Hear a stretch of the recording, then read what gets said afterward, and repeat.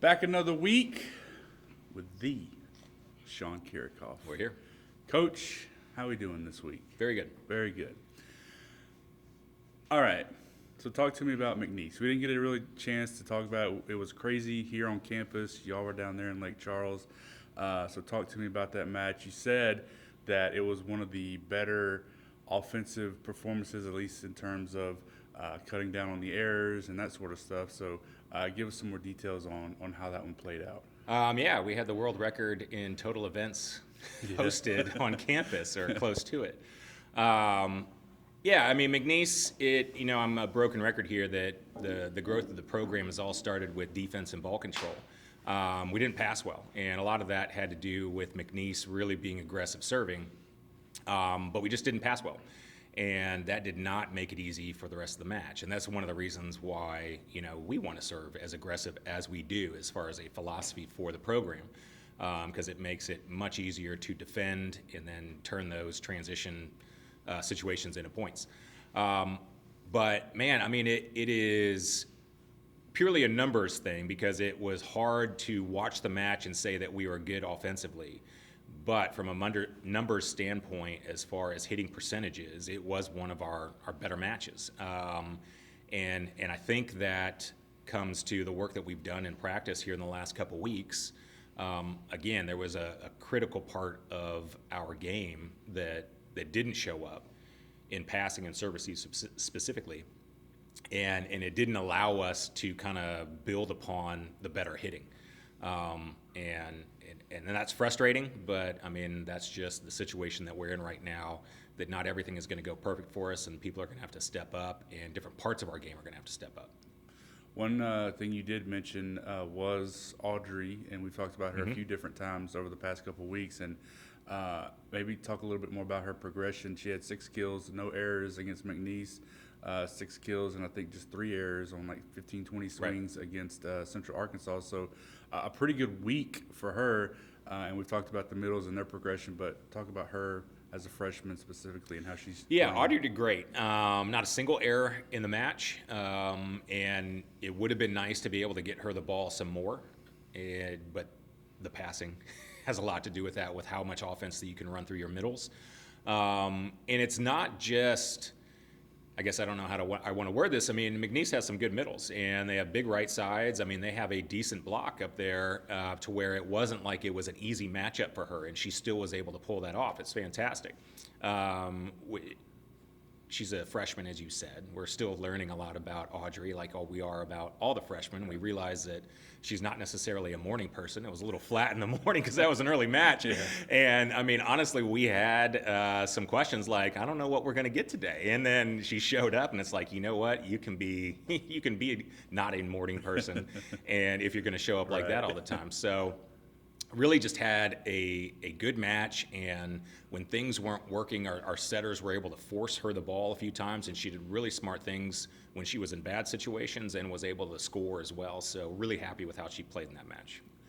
Last week we talked about a little bit at length about the consistency that we're looking for on offense and finding that with either setter or the outsides or the attacker, whoever it may be. Do you feel like we took some more steps despite the loss against McNeese in that direction to find that consistency? It's hard for me to say yes, but I will say yes. It's not that hard. Only because we weren't in system enough to know if that part of our offense was working well enough. But, I mean, a lot of our struggles come from when we were out of system and our outsides or right sides are having to take difficult swings and do something smart with the ball, or still we still need to score a point in this situation. And like I said, our hitting percentages across the board were better than what they had been. So I have to say yes, because we were out of system a ton. And had to take really difficult swings, and we managed those better. So now if we can mix in when our service passing kicks back in the way we expect it to be in system, out of system, and to still be able to produce at the level that we were against McNeese, I think it's going to put us in positions to again be right there close to winning sets and pushing the match, further along so we can get some wins. Moving into this week, a couple more matches, Thursday, Saturday, if I remember correctly. Correct. At Houston Baptist, and then home against UIW. This week has been filled with those two matches that were postponed from earlier in the season. Talk to me about those specifically. Yeah, I mean, with the craziness of rescheduling, it feels like we already played them, and here they are again. Yeah. So Houston Baptist is kind of in the same situation that we are, as far as just being hurt on their roster about people not being on their roster that they expected. So they had some early graduations as well. They are low in numbers, just like we are. They do have the benefit of having a little bit more experience out on the court and carrying over some starters, but they lost some key pieces. And so that's going to be interesting. They have a little bit more experience than we do, so that's been able to carry them early on in the season with their matchups that they've had. But I think it's going to be much better for us as far as just a comparable team that is a little bit limited in what they have as far as changes if things aren't working. And it's going to make it to where we can take something away from their game that they want to do, and they're not going to be able to make an easy correction with a sub. So looking forward to that matchup there. UIW is going to be a lot like McNeese as far as running a 6-2.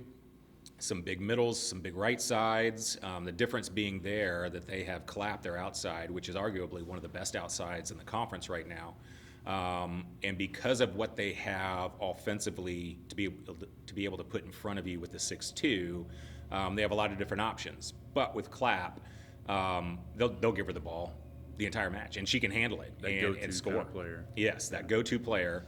And there was one match, 3-set match, where she got 50 swings, which is just, it's crazy. Yeah. So she's getting the ball all the time. But they don't necessarily have to do that if they have some other people start to get on a roll, which is a big benefit to them. All right, Coach. Well, appreciate your time, as always. Again, at Houston Baptist on Thursday, then home here on Saturday against UIW. Thanks for your time. All right, thank you.